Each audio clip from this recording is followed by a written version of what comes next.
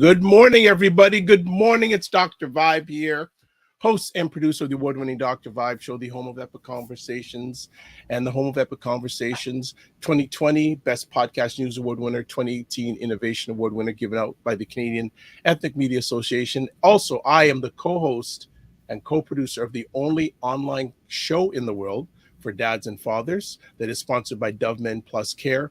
As part of that team last year, I was able to be reaching out to over 100,000 fathers directly and indirectly around the world. And as I always like to say, you're blessed, highly favored, a magnet for miracles, and a solution for someone's problem. Good morning, Ryan Knight. Hey, good day, brother. Good to see you as always. Yeah, what's going on? Wow, it feels like a Friday for some reason. But coming off the weekend, I feel like it was relaxing. We got to do the youth entrepreneur celebration. So my daughter Jazzy was there with her book to hear the presentations. Some of the Detail Ignites crew was there to hear about the keys to leadership. And yeah, shout out to Chris Beth Cowie, Jesse, and Joel from the Black Entrepreneurship Space for Black Youth.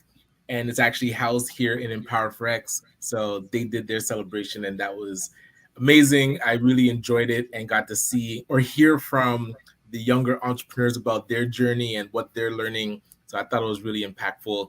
And for those that don't know who I am, my name is Ryan Knight, one of the co-founders of the Afro-Caribbean Business Network. So we work with entrepreneurs of African and Caribbean heritage, really to support their business, figure out what stage they're in today, and then help them create a blueprint to grow their companies exponentially. I'm an entrepreneur myself. I run a company called Detail Ignites. So we provide mobile waterless car cleaning. It means we come to your house or to your office, clean your car on the spot without using water, and our plant-based, eco-friendly cleaning supplies. You'll notice I've been rocking this shirt for a while. Oh, what side am I on? PACU. So it is the Pan-African Credit Union.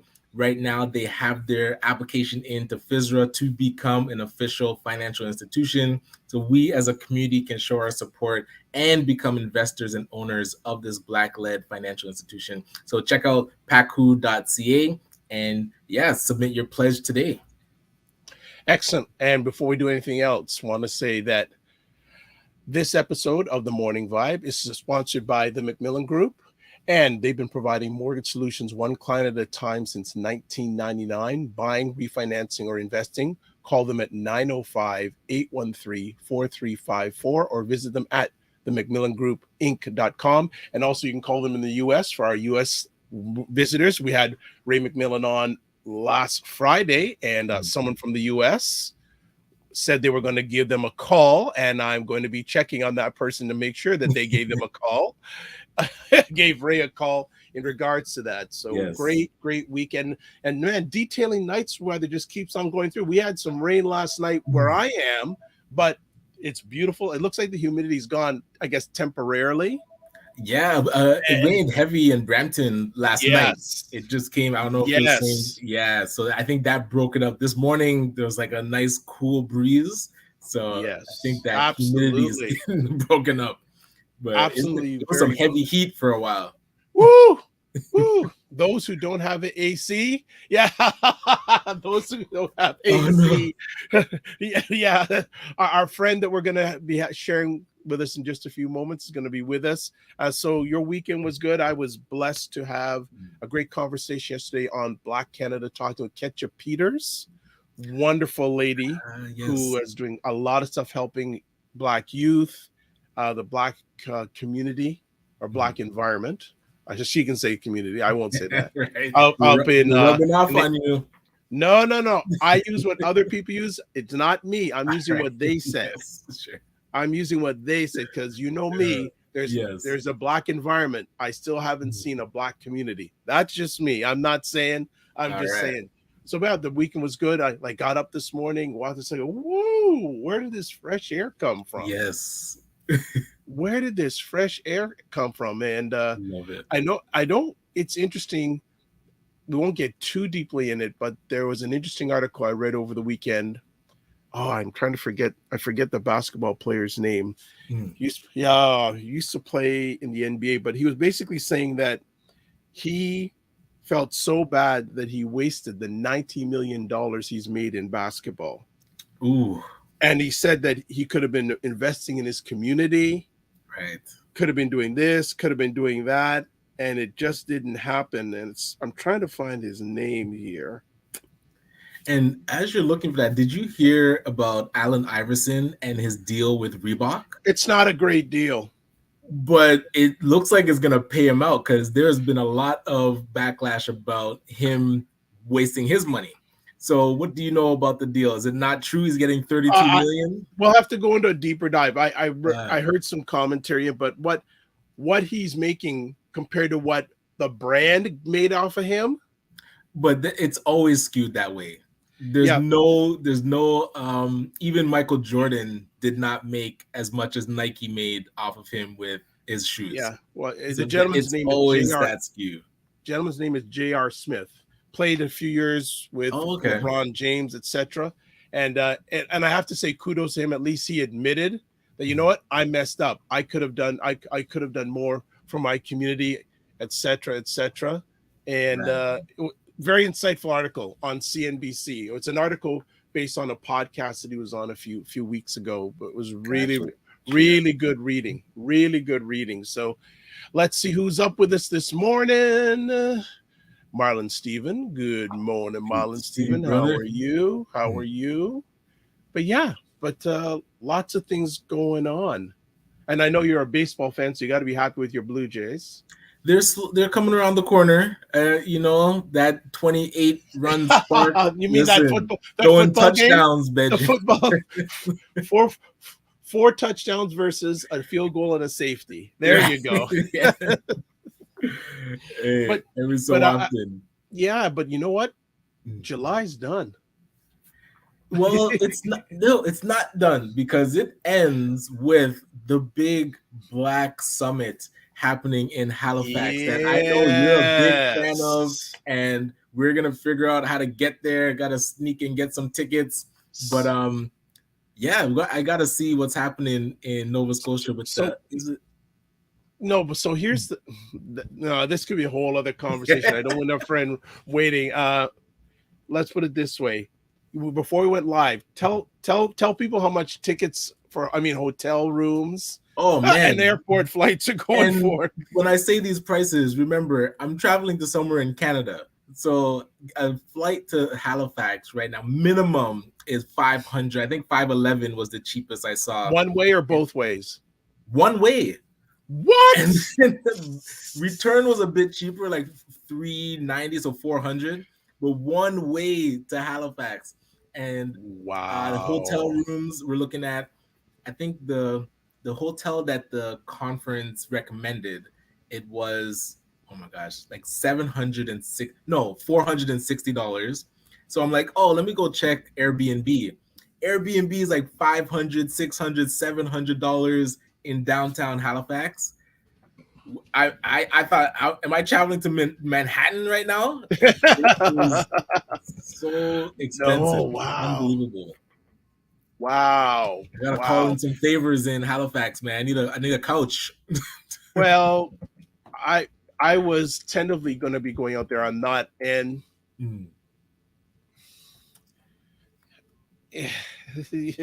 I want action. I like. Oh, but they say they're gonna. Did you read the press release? There's gonna be so much action at this summit. So I'm there. I feel like I'm as ACBN media and covering for the morning vibe. We should actually film from there if I get there in time, because I think I'm trying to get there Friday morning. But we have to see what action, like you just said, could come out of this summit, because out of the conference, that was the exact same thing that people said to us. It's like, listen, we're meeting and doing these conferences, that is great, but what comes out of this? So I'm curious what they have planned for us. Well, I hope it's not symbolism. Well, the agenda, I would say, leans towards that, like talking about all the issues. It's like the Pope's visit right now in Edmonton. Going to show up, apologize, yet not really rectify a lot of the atrocities that are still happening in the Catholic Church. Yet he can go on a tour and a parade and do his apologies. And it seems a lot of people, it's good enough for them. But there's a lot more that can be done. So absolutely, we shall see. I think, and he has the power to do it. That's the difference. Maybe the Pope should say, you know what? I'm going to give your community $2 billion or $3 billion. They could start with just giving the land back. Like, that too. Let us actually, yeah. So, but that's a whole political realm, and yes, I feel like we got a gentleman who an expert that can. Right, he's screaming, landscape. He's yelling in the back in the green room. Get me on. So let's the introduction. You go for it. Yes. Well, I always enjoy my chats with this gentleman because it gives insight to the political realm, and he's coming on with us because the Brampton City Hall is on fire. I don't know if people are noticing, but it has been burning for a few months. And hey, we have a mayor that was running for the federal leadership. That didn't go as planned. Now he's back and trying to. That didn't go as planned. That bombed. That didn't go as planned. That bombed.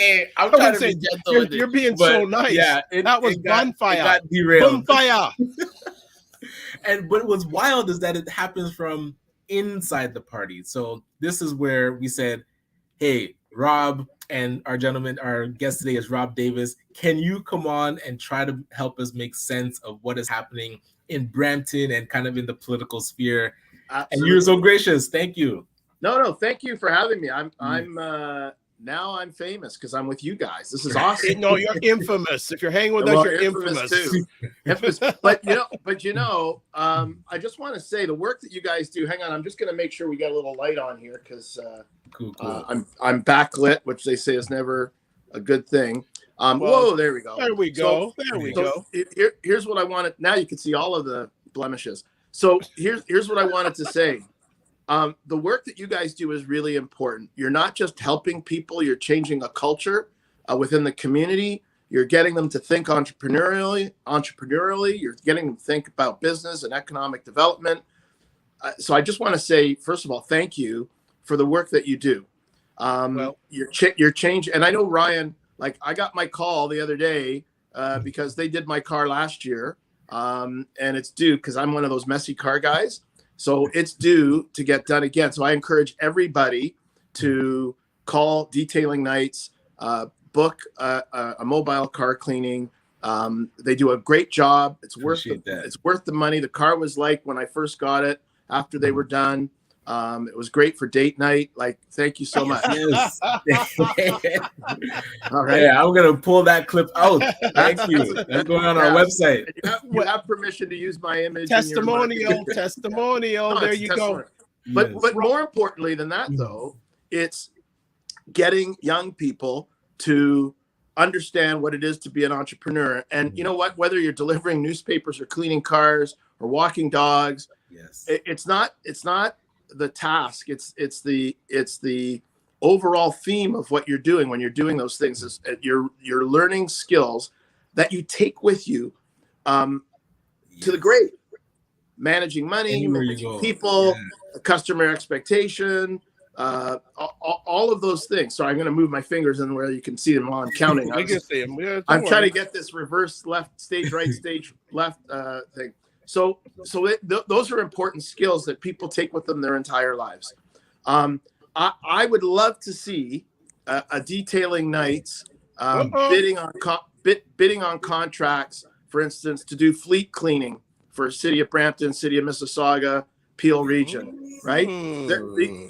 But getting some of these young people involved in those types of economic opportunities and having detailing nights being brought up to the level where there'll be a bidder on these types of things. Because cleaning one car or cleaning 100 cars, it's just, as my sales manager used to say, you know, if you just want to increase your income tenfold, just add a couple of zeros to the order that you're trying to sell. So don't sell a guy 10 widgets, sell him 100 widgets, and you'll increase your commission by tenfold. Right. So Rob, a few things is thank you for the Detailing Nights promo. I really appreciate it. But a few things. Well, I can only speak for myself, and I only speak for myself. What I do is not hard work, it's heart work. Yes, good point. Yes, and second of all, and I don't know if we'll get to it, but we have to have a discussion about our culture. Yes, absolutely. And I don't know if we're going to get to it here, but I think we really need to have a deep dive and taking a look at our culture, because there is a network out there called BET, and they're promoting for the culture. Right. But the only difficulty I have with that is BET ain't owned by a black person. Right. No. Well, that's another issue. Yeah. It's an issue about where we deploy our capital and how we deploy our capital. But exactly. But this actually leads us also into the discussion about the Patrick Brown campaign, what's happening in Brampton, and all that. And I want to say this about that. The Patrick Brown scenario is actually, it's very informative, and it teaches you, no matter who you are, if you're going to be embarking on, flying close to the sun, you have to watch the people. Not all of our skin folk or kin folk. I think Patrick Brown learned that somebody who he thought was a friend was not a friend. I personally, and full disclosure, I was helping on his campaign, so I have some insight. The way these things work is like no laws were broken because of the way the system works. I just want to politely interrupt. I think it'd be good to give some background context, because some people we have a global audience. So I'll give you the Patrick Brown. I'll give you the 30-second synopsis. Sure.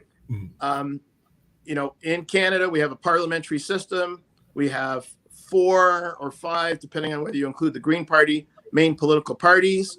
The leadership of each party is determined unlike in the UK where it's the MPs who decide who gets to be the leader of their party.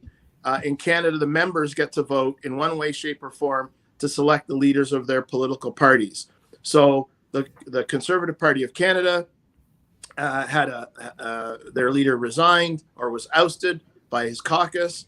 So they're having a leadership race to see who'd be the leader of the party. That person would be running for Prime Minister of Canada.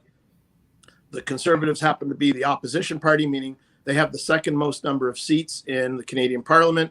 The Liberals are the ruling party, run by Justin Trudeau, who just got a haircut, and perhaps is a little less. Leave the man alone. A little less sexy. It's his barber's fault, not his fault. Right. My gosh. Actually, I have a feeling, and I'll tell you about that. That was purposely done because they wanted him to look more serious and they wanted him to be taken more seriously. So what they did is they took some of the glamour off of him so that people would stop making fun of the fact that he's just a pretty boy. Trust me, nothing in politics is done without a purpose. That's right. So fast forward, the leadership race emerges. 3 conservative MPs put their name in the race. One is Leslyn Lewis, who's a sister from originally from Toronto area, represents a rural riding. Scott Aitchison, overall nice guy MP, Pierre Poilievre, who represents the Ottawa area, and then two other people, Patrick Brown, who's a former leader of the Ontario Progressive Conservative Party, and he was ousted for a scandal that turned out not to be a scandal. And then Jean Charest, who's a former MP, former leader of the Conservative Party, former Quebec premier.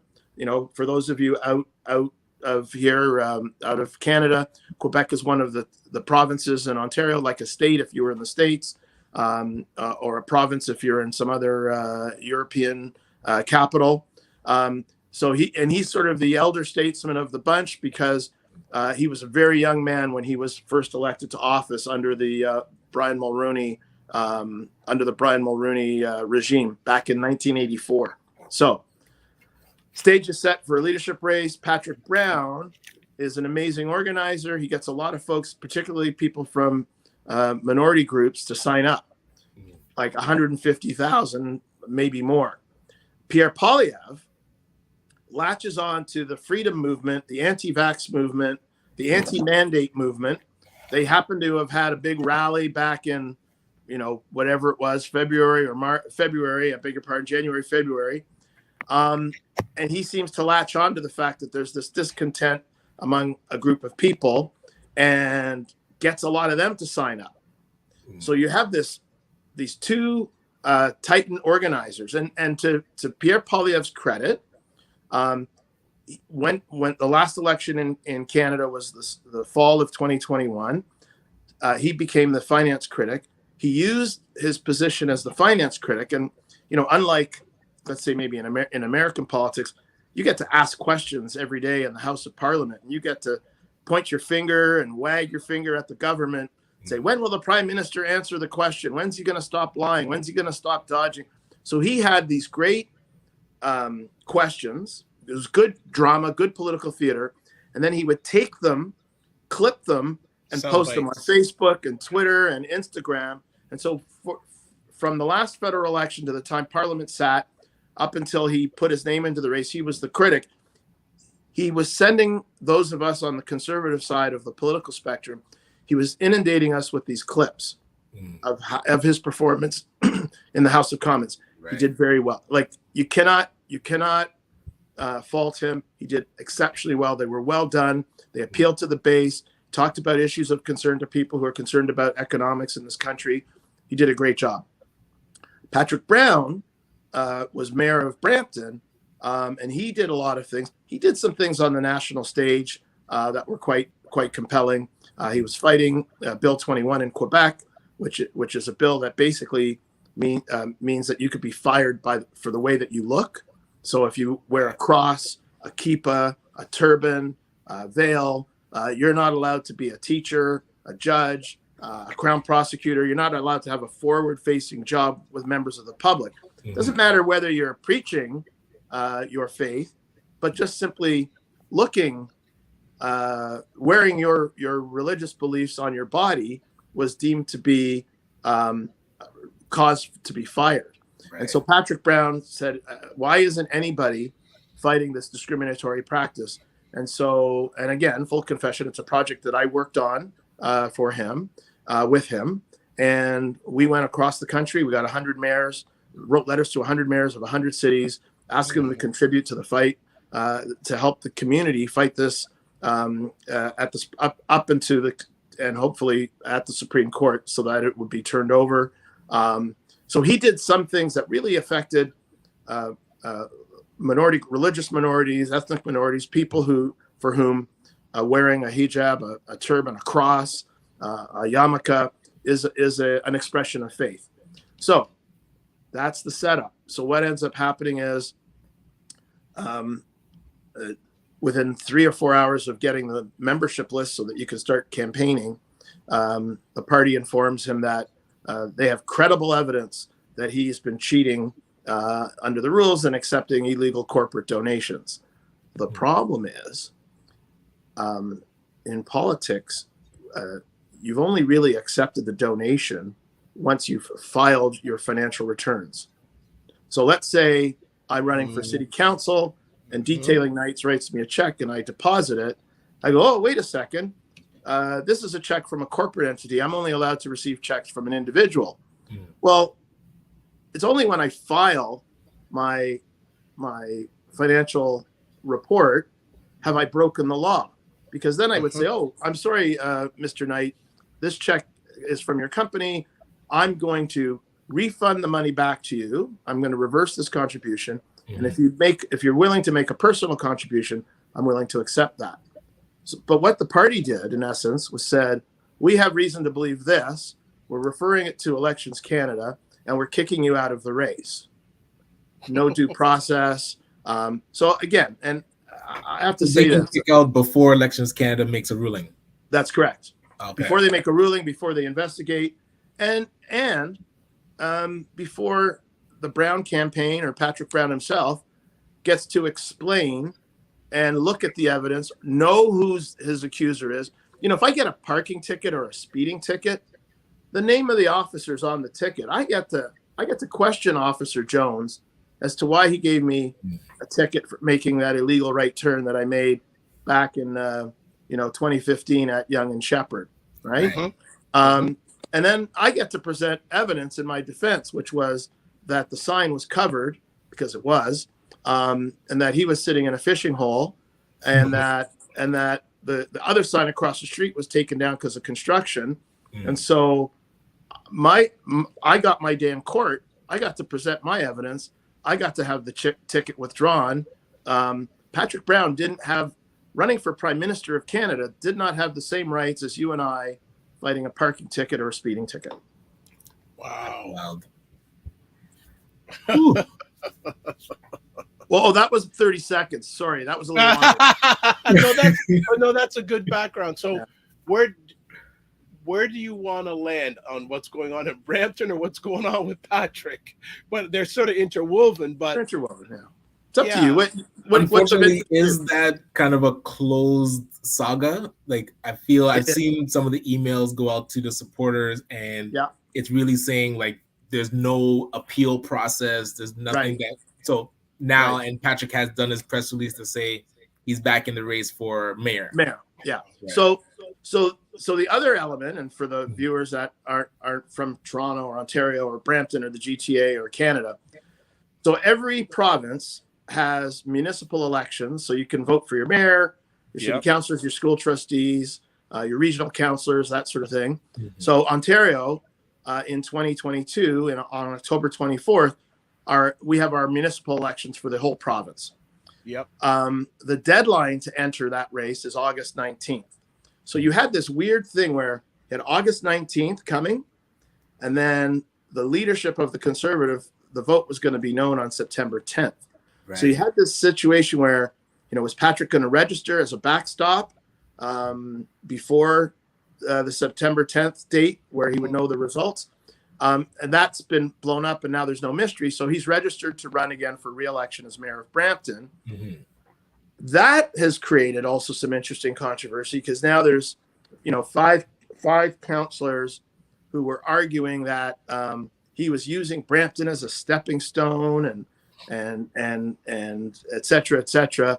But there's a little bit of a schism. So Brampton Council, 10 city councillors, 1 mayor. Unlike in some American cities, the mayor has 1 vote. The mayor doesn't have veto power. He's not like a governor. He's not like a president of the United States where they veto. City council passes something, the mayor can veto it, or the mayor passes something and the council can't veto it. The council needs 2/3, 3/4 to overturn a directive of the mayor. So in Ontario and most of Canada, we have what is known as a weak mayor system. The mayor has 1 vote, but what he does have, or she does have, they have the power of persuasion, right? They were elected citywide. Councillors were elected in their districts. So the mayor was facing opposition from 6 of the 11 councillors. Yes. What they did, and again, we had a provincial election on June 2nd, right? So what they did is they moved a motion that if one of the councillors got elected to a provincial parliament, Charmaine Williams, they were going to appoint this person to replace her. Her name is Elaine Moore. Well, the Municipal Act, the law that governs how cities are supposed to act, says no, after the seat becomes vacant, then you determine who you're going to appoint as a replacement. Or And then sorry, is Elaine Moore a past trustee or a counselor? she's a past trustee and counselor. Yeah. Okay, she's, both. Okay. She's a lovely lady. She's a pensioner. She's been around elected life for 30, 40 years in Brampton. And so there were some people who took umbrage at replacing Brampton's first Black woman elected as a counselor with an older pensioner who happened not to be melanated. Let's put it that way. They thought it was an opportunity to appoint another woman of color. One counselor suggested, because of what's going on with reconciliation and the visit by the Pope and all these things, they could have appointed somebody from the First Nations community as part of Brampton's sort of efforts on reconciliation. You know, how meaningful that would have been to have, you know, probably the GTA's first First Nations city councilor. Right? Like, you see, that doesn't even cross their mind. They're just like, oh, let's put a familiar face. Yeah, well, and so this has to do with a lack of diversity of thought, a lack of diversity of mind, of soul, of presence, of spirit on municipal council. So, but I mean, I know it would have been symbolic because it only would have been for the 4 or 5 month period, but how important that would have been for Brampton Council, or how significant it would have been for Brampton Council to make history by doing that. And so, you say symbolic, but there's a lot of work still to be done in these 4 months, as we're seeing a lot of it's getting piled up because council's not sitting. So I'm curious your thoughts on, I guess, that push and pull. Well, two things happen. So they appoint Elaine Moore, even though the city clerk and the city solicitor says you can't do this. It's not legal. Right. They vote to appoint her anyway. Wow. So they got that before they still went through with it. They knew. Yeah, they voted. Yeah, they got that information. I watched the council meeting live. Right. So what happens is, she's not the Councillor Williams wins the election. She's now going to vacate the seat. So the way the law works is at the next meeting, the seat becomes declared vacant. Elaine Moore would have taken the seat. Here's the problem. If she was illegally appointed, then any decision coming out of council could be legally challenged. Yeah. So let's pretend you're a land developer and you've got you want to put 500 units of condos up on a parcel of land. It's going for approval and council votes it down 6-5. Okay. You could now take the taxpayers of Brampton to court for your economic loss because the sixth voter was illegally appointed. Wow. And I was going to make $50 million or $100 million on that development over time. Obviously, like I was going to make $100,000 a door on the 500 units. I was going to make $50 million bucks. Blah blah blah blah blah. So what happens is the mayor and his 4 supporters on council, they decide to boycott the meetings until the issue of the legality is settled by the courts. So what they did, and it's a little bit different, and the public just sees, well, they're not going to work. But those 5 saved the taxpayers potentially tens of millions of dollars because they didn't go to council meetings. One of them goes to court, takes his own city to court. The judge rules on his side and says, you're right. The 6 councillors broke the law. Elaine Moore should not be appointed a councillor. The Municipal Act states clearly how you have to do things. And just because you're a council, one of the councillors, and again, I won't say his name, Martin Medeiros, said, we're supreme. Good or bad, we can do what we want. And if a resident wants to sue us, if they have the financial resources, go ahead. Because it doesn't matter what the act says. I think it's ambiguous. So I'm moving, he didn't go to law school. He's not the clerk. They're giving their best advice. So the council does 2 things. They fire the city solicitor because he gave them that advice. Okay. But then the judge says, wait a second, Elaine Moore cannot be sitting as a counselor. You six broke the law. Mhm. Oh. Now the mayor has said, great, now I was correct. Our staff were correct. I'm now calling meetings so we can deal with the backup. So the other, the six are now 5 because Counselor, I'm getting this camera stuff right. The six are now 5. The 6 are now 5. Yes. And it's a 5-5 tie in terms of the groups. So the 5 aren't showing up now anymore for council meetings. They're claiming they're on vacation. The mayor knew that. They're claiming. Yeah, I heard that. Yeah. So, Okay. but respectfully, and I don't want to name names, but what is the likelihood that all 5 of them are not able to attend council meeting by a Zoom, right? Yeah. Like the 3 of us are in different places in the GTA, and yet here we are having a meeting, talking about issues. I can see you, you can see me. 2 of us are good looking, 1 of us is not so good looking. Like we'll let the crowd decide. The crowd, all those in favor. Oh, Say hi. Say hi.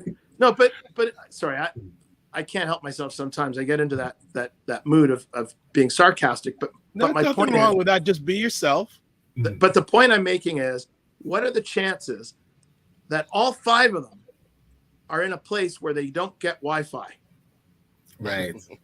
It's like that's like winning the lotto 5 times. Like it's getting struck by lightning 3 times. It's impossible, right? So really, what they're doing is they're saying, we're not going to attend. We're going to use the excuse that all 5 of us are on vacation and not reachable. Like I've traveled the world. I've been to Cuba and Sweden and Germany and Spain and France and South Africa and the United States. You can get I mean, the Cuban government's listening when you're on your Wi-Fi. Hey, you can only use the Rogers excuse once. Right. But like, but you can get on. Yes. I was a school board trustee, Toronto Catholic School Board years ago. I participated in a meeting from the lobby of a hotel in Cuba once. Right. Like you're always reachable. Like where they're going, they're reachable. Some of them are in Europe, and the rest are in Canada. They're reachable. So it doesn't hold water to me. So I think what's going to happen is the public is getting upset. Members of Brampton community are getting upset. I think there's going to be a day of reckoning. It's probably going to be election day where people are going to start to figure this out.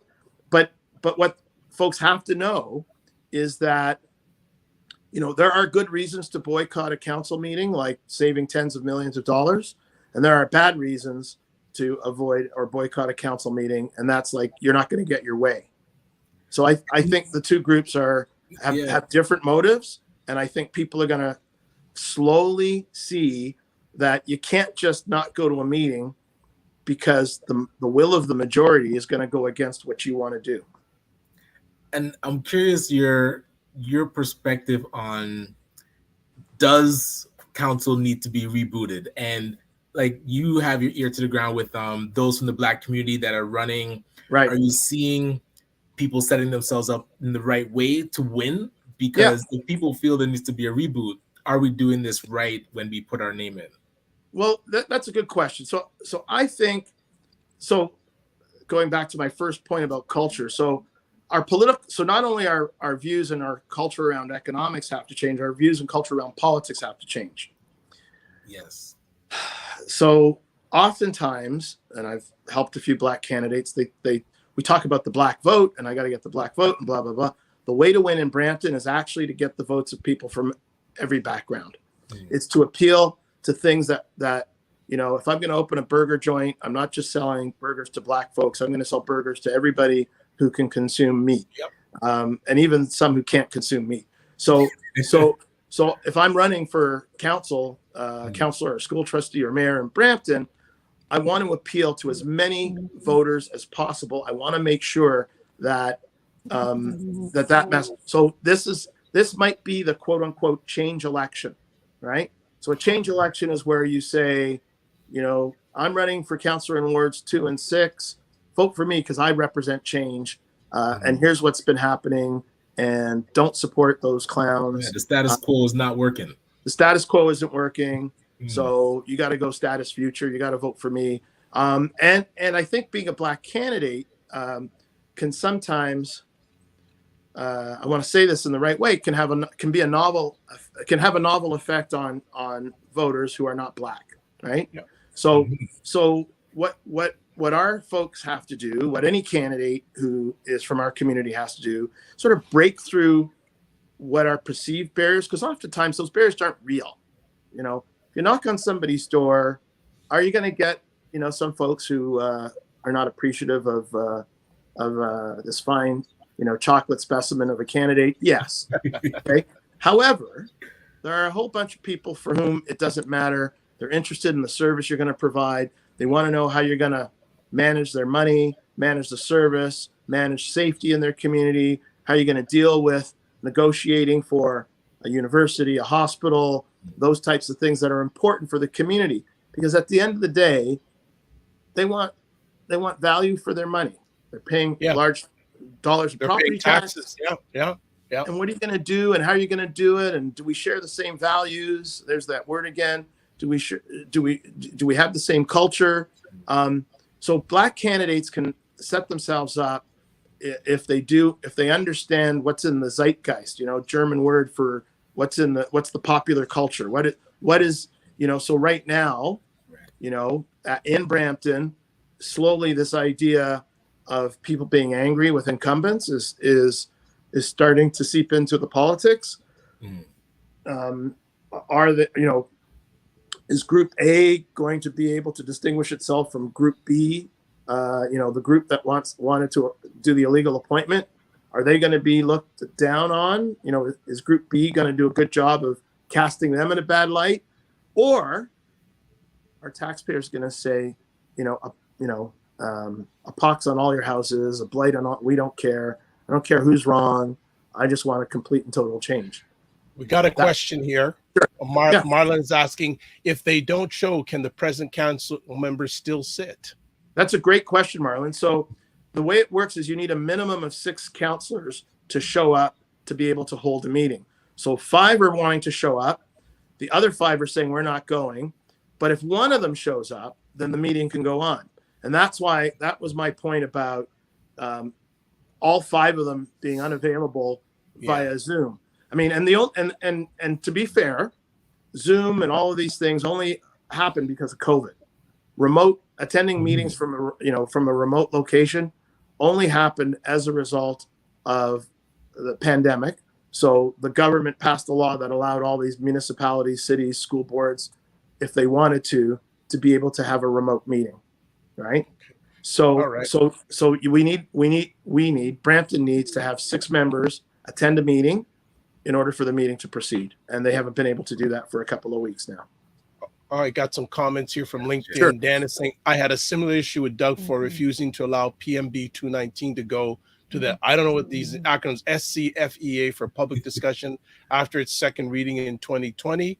And he also says the private members bill by Rudy Cozzetto, I hope we got his name right, was to allow Ontario senior life policyholders to sell their life policy like they can in Quebec. Right. So that's that's really good, Dan. So it's a great question. So private members' bills are very rare to pass in the provincial or federal parliament. So again, for our non-British parliamentarian types who might be watching from around the world, well, just like in the States, bills have first reading, second reading, and then they go to third reading, and then they pass and they get signed into law. When a private member's bill is something that's not necessarily on the government's radar in terms of them wanting to pass, but you have found constituents who need help with a particular law, and you think a law will help a large group of people, you can put forward legislation, and sometimes it makes it to first or second reading, and then it doesn't make it to third reading for lots of reasons. So the committee agenda gets filled with bills that the government wants to have passed, and so if they don't get them done, then they'll bump that private member's bill that's put forward by one person as opposed to the government. it happens a lot. It happens more than you think. But that doesn't stop Mr. Cazzetto from reintroducing that legislation, although I think he's now a minister, so he may not be able to do it. It may have to come from the minister responsible for that area of legislation. So it's a good question. It happens. Sure. Yeah, Charmaine says Black immigrants are waiting for that opportunity to vote. Hayton says, I've got 1,000 questions. When can Rob Davis come back? Oh, you need a monthly spot too? Hey, sure, I'll do monthly. What? Hey, all right. What's the honorarium for this one? I can't. Oh, that's why we're run that by the sponsors. finance committee. We need the councilors to All vote those on in it. favor? Only one hand. Aye. Oh man, We haven't hit quorum yet. I'm outvoted again. Yes. Dan says I would be delighted to come on and discuss my new website, www.eldercarefunding.ca, to help seniors pay for home health care by accessing their equity in their policy standing committee on finance and economic affairs. So reach out to us. Dan's got really interesting information. He sounds like an expert on this issue. Yes, he does. So and Dan, in all of your lobbying, bring it, no matter where you live, you can bring it to municipal councils to ask them to pass motions of support for the private members bill that you want to have passed. And that's another way of getting lots of support, right, among in the community, not just from the Black community, but from the broader community. Right. Gotcha. Dan says here they should allow free discussion, but the large multinational life insurers opposed it. What a surprise. Well, but you know, there are more votes among the people. So if you find a way to get people engaged, and I guess coming on this show would be one of the ways you do that. So yeah. Right. And then he also says the finance minister used to work for Manulife. Okay. Yeah. Look, they all have a past, they all have interest, but there's one interest they're all interested in, and that's getting reelected. So if Dan over the next 2-3 years starts to build a movement and generate some momentum among people who want to access their policies to pay for their long-term care, then you know that's something that you can do, and that's part of being politically active. Dan has been lobbying, obviously, and part of lobbying is figuring out what the trigger points are to get politicians to truly understand and then to change their mind, because they're you know, having been a former city councillor, you're bombarded with all sorts of different groups. When I say special interest groups, stakeholders, not special interest in a negative or pejorative way. Mm-hmm. People have issues that need help, and so there's 24 hours in the day. Some of those are for sleeping. And so what happens is you get bombarded with all these issues, and it's hard to know which one is the most important one. And there's only so much time. So definitely lobbying. If you live in Brampton, call your counselors, tell them to get back to work. Tell them you want them to meet. Tell them that you don't care about who did what to whom and who did it first. You just want them to work for the money that they're getting paid. And he says, yes, I agree. There should be a seniors lobby. Absolutely. And you look at American politics, the seniors lobby is quite a powerful group in the United States. Okay. So Dan should contact the people from CARP, the Canadian Association of Retired People, if he hasn't already. And he should get on a certain guy named Moses Neimer is very involved in that. And he also runs a small radio station. I think, I don't want to name the competitors, but I'll just say Zoomer FM. And right. Zoomer FM don't do what we do, so they're not a competitor to me. You should get on Zoomer FM, and actually you guys should be on Zoomer FM. Okay, there you go. But Dan says, but Carp is in bed with the life insurers, he says. So it looks like he's done some research. And you know what happens when people are in bed with other people? No comment. So let me ask you then, time is really why is Brampton politics such a mess right now, in your opinion? Culture. If you look back, culture. If you look back at the history of the last 3 or 4 terms, the same councillors call for investigations over the same or similar things. So what they've done is they figured out this pattern for getting reelected. 6 months or a year before the election, I'm going to say money was spent and I didn't know anything about it, so I want an investigation. They did it. the last time with Linda Jeffrey when she was the mayor. They did it the time before when Susan Fennell was the mayor. So they're doing it now with Patrick Brown. The bottom line is Brampton is a bit of a media desert. There's not a lot of coverage. There's not a lot of critical discussion about what's happening. So there's not that oversight from media. So councillors can say, I'll use an example of Brampton University. X hundreds of thousands of dollars were spent on Brampton University, and I didn't know. But if you go back and look at the meeting of January 28th, 2020, there's a town hall meeting about Brampton U with the staff explaining how the contract was awarded, how much work the contractor's done, what the next steps are. All of the things that some of the councillors are claiming they didn't know are all explained at that meeting. But guess what? They didn't attend. Okay? So the councillors who didn't attend are saying, nobody told me when they started work. Nobody told me how this contract was awarded. There's lots of questions. And so if you're at home, you're like, oh, there's lots of questions. You know, Councillor so-and-so, he's putting their feet to the fire. But, you know, can I say the word bullshit on air? You just did. It's all good. Oh, I won't say it then. If it's not Beat producer, he's on break, so it's all good. Yeah. So, and I'm not calling them, you know, one MP years ago famously said, I'm not calling you a liar, but your pants are on fire. You know? So, yes. So, you know, their pants are on fire, but not everybody sees the smoke. And so not everybody understands that they're not telling the truth. So I would say to Brampton voters, look critically, ask people from both sides, what are you doing? How did this happen? See if their explanation holds up. Mm-hmm. I'm not saying one group is lying or telling the truth per se. And I'm not saying that there aren't shades of gray, but at the end of the day, if you don't show up to the meeting, you can't then complain that nobody told you. Exactly.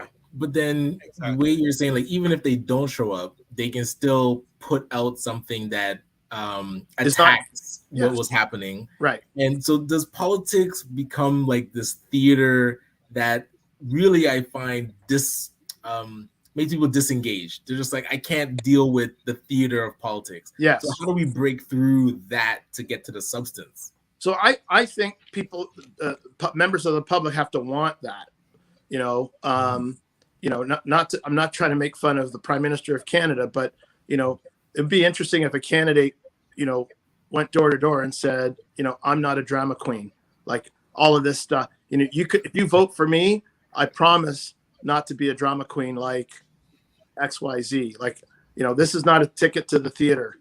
You know, I'm going to make sure that things are, you know, I don't know. There's got to be a way to break through, to talk to people. But the other part about this, and this goes back to even your business, it's relationship building. It's one-on-one. That's all it is. You know, yep. I tell candidates all the time. They're always saying, well, I should do this on Twitter or Facebook or Instagram. And what I say, and you can quote me, I said, you know, the black baby Jesus did us all a favor. He put the people in homes, put numbers on the homes, and they made a list of the voters. So if you really want to talk to people about who you are and what you're going to do for them, then go knocking door to door, just canvas. Just canvas. Just go door to door, listen, talk to people. They'll tell you what their issues are. They'll tell you what's important to them, and then you got to address them. So we have issues in our community that are important, right?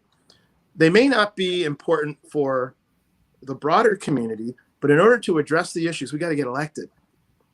Like, you can't deal with equity issues or economic justice or social justice unless you're in power. You can't get in power unless you're elected.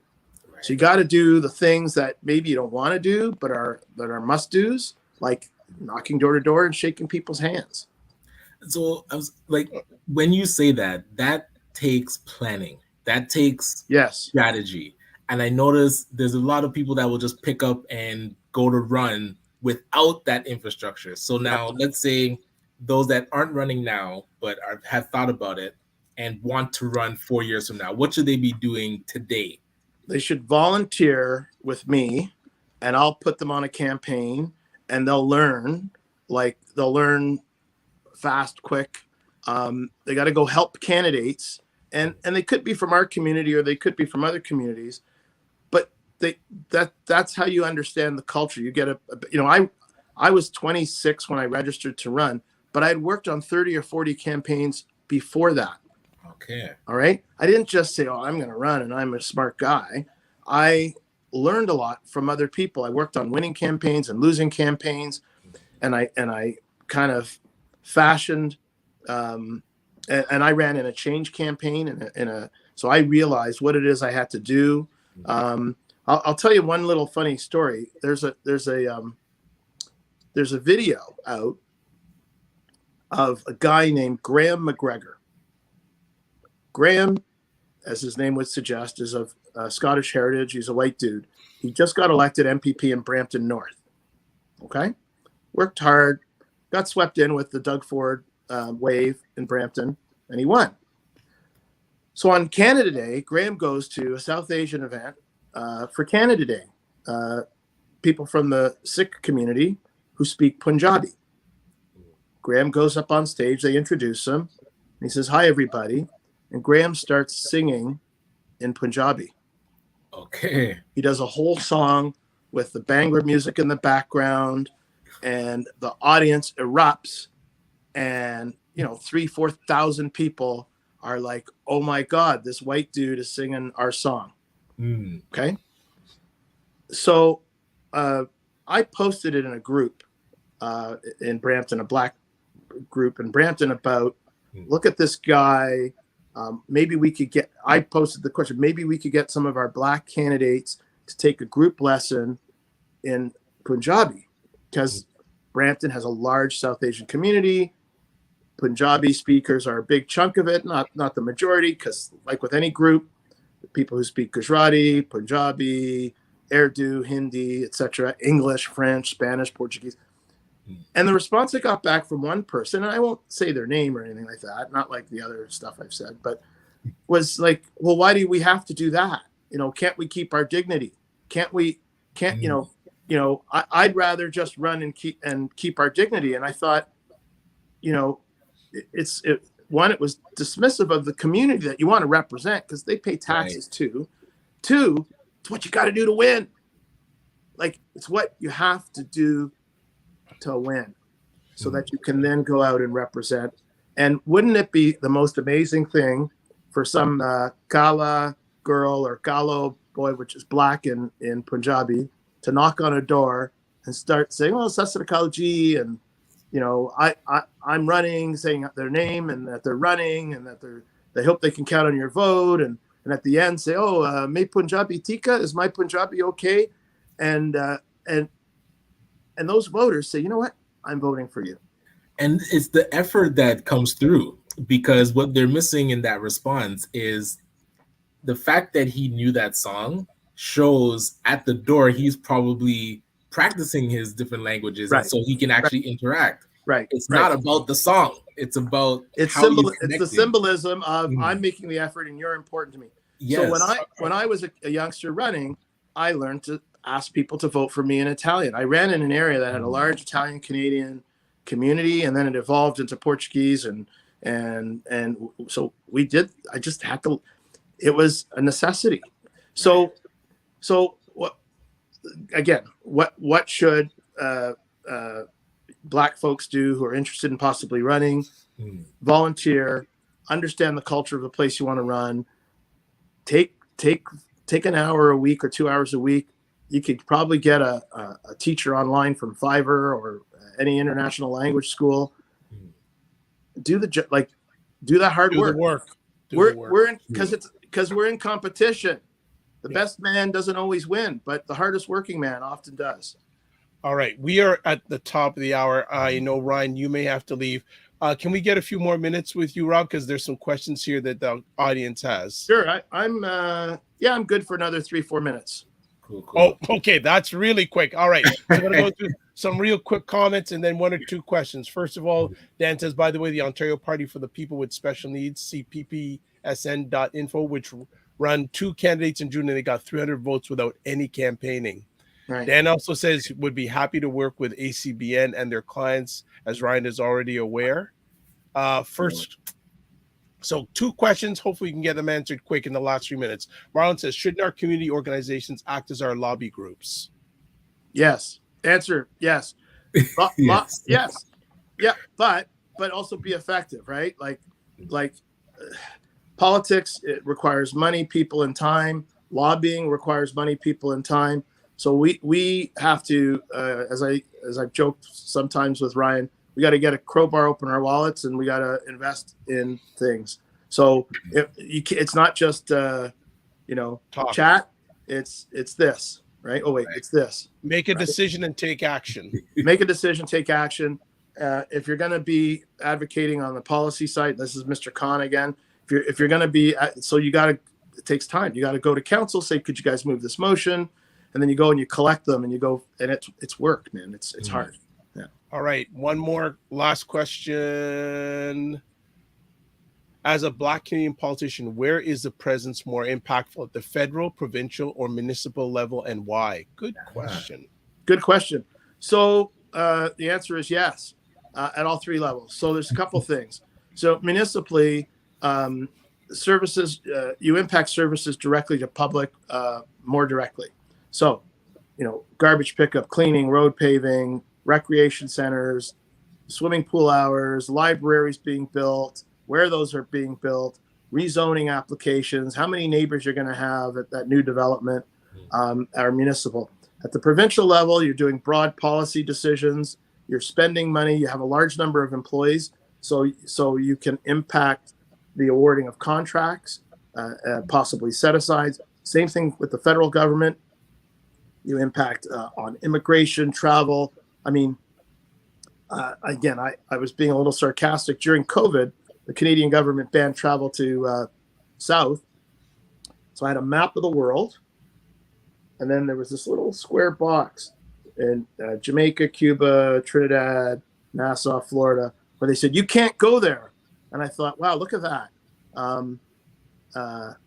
You can travel all over the world with COVID going on, but they banned travel to just those tiny Caribbean islands, right? Impacting the economies of countries of people, that are our kinfolk, right? So you kind of say to yourself, why did they do that? Well, they did it because they were covering up the fact that so many of their own MPs and cabinet ministers had traveled to the Caribbean. So they blocked that off, but it was just, again, it was performative. Right. So in a time of crisis, the people that are in office make decisions that could impact our financial and social and physical well-being. So all 3 levels matter. It just depends on what the issue of the day is.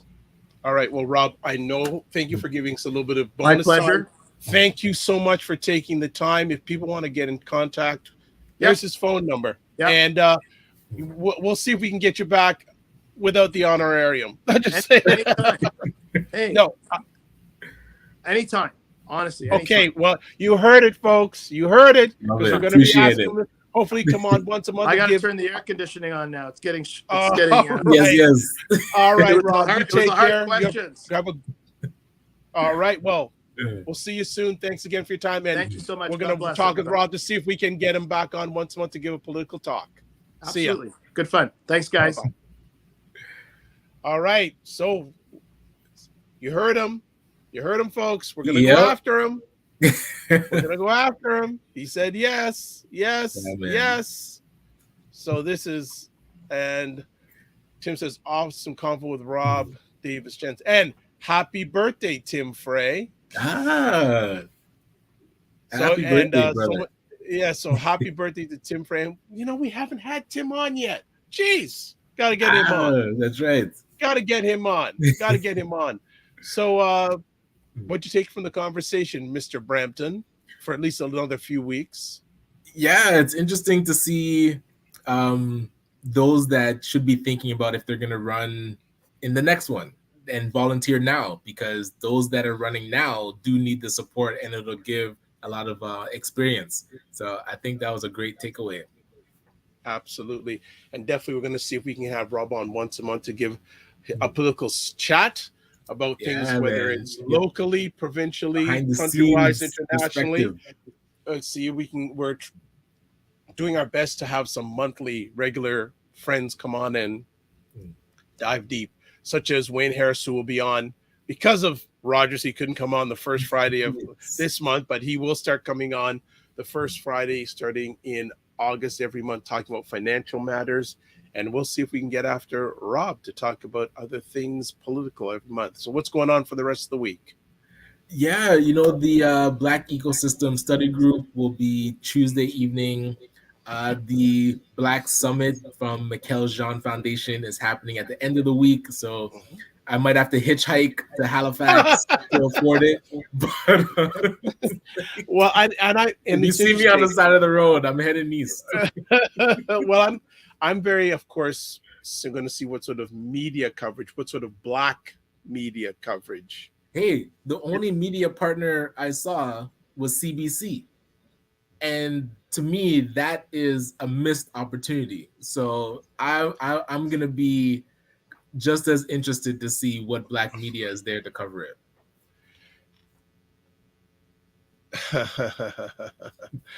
This is one of the concerns I have. We need to control our narrative. Now, I'm not saying that maybe they did reach out. I don't know, but you have a major conference and you have for targeting for Black Canadians, and you don't have any Black Canadian media there. So you're going to get a non-melanated lens on this conference, media-wise. Right. And we'll see. Hey, man. The more I know, the less I understand. But it's such an unforced error. Like, this is how they dub it, the biggest, I would say, Black gathering. Mikkel Jean is so entrenched into the federal politics and really connected, yet they don't want it covered by Black media. I'm going to say it's so broken. If you go to the organization's website, see the composition of their board of directors and advisors. I'm just going to leave it at that. Hey, I'm going to be reporting live from the summit, so stay tuned, and I'll take a So you will not be with us on Friday then. I'm going to see what I can do. I'm going to find a corner, but yeah.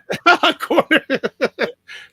Yes. Ryan's gonna be living out of a tent for the weekend, like listen, I'm gonna be traveling. I'm gonna wear all my clothes because clearly bags don't make it with flights. So I'm gonna wear 3 outfits, and that's those prices are out of bounds, man. It's nuts. But again, it could be a lot, and you gotta think it's not only, and also the time you have to take to travel, going through the airport. Oh, yeah, it's such a production. Anywho, well, anything else planned for the week? That's it. That's all. No, that's it. That'll keep me busy. All right. Well, look, family, thanks so much for jumping on. And I know one or two said the guy you had on wasn't the person you had on the description. Well, I updated the description this morning, I believe, but I will just double check it. But we always have epic conversations. So want to thank everyone who jumped on today. It's appreciated, not taken for granted. As always, we like to close out with this: live your life as a dream. If you can dream it, you can make it. Sometimes you have to get smaller to get stronger. Block assumptions and aim bigger, aim better, aim higher, aim wider. Love, faith, and respect. Remember to give yourselves grace. And also,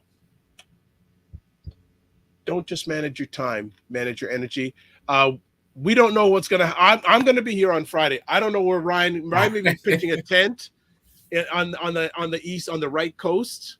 On Friday, and we are trying to, just FYI, let me ask pop quiz to everybody. What is August 1st? What day is August 1st, family? Let's see if anyone knows. Okay. Does anyone know what day is August 1st? Pop quiz. Does anyone know what day is it in Canada? Probably people don't know. It's Emancipation Day. Thank you, Dan, for my closing but it's Emancipation Day. And I'm going to be calling right after this conversation Rosemary Sadler, who gave at least 2,000 presentations to get Emancipation Day as a national, recognized as a national day in Canada. So we are, Ray got it right. Emancipation Day. Absolutely, Ray. So I'm going to call her right after this call. Want to make sure, yes, Ray did get it right, even though we got the D day, not D, Emancipation Day. Yeah, so I'm going to work on getting her. So she'll either be with us Friday, more preferably on Emancipation Day, next Monday morning. If Ryan is not able to be with us on Friday, I'll see if I can get somebody. If not, we'll do an open mic and we'll just hang out, rap, tell us what's going on, what's on your alleged minds, and we'll take it from there. So take care, everybody. God bless. Peace well. Keep the faith. Walk good. See you Friday.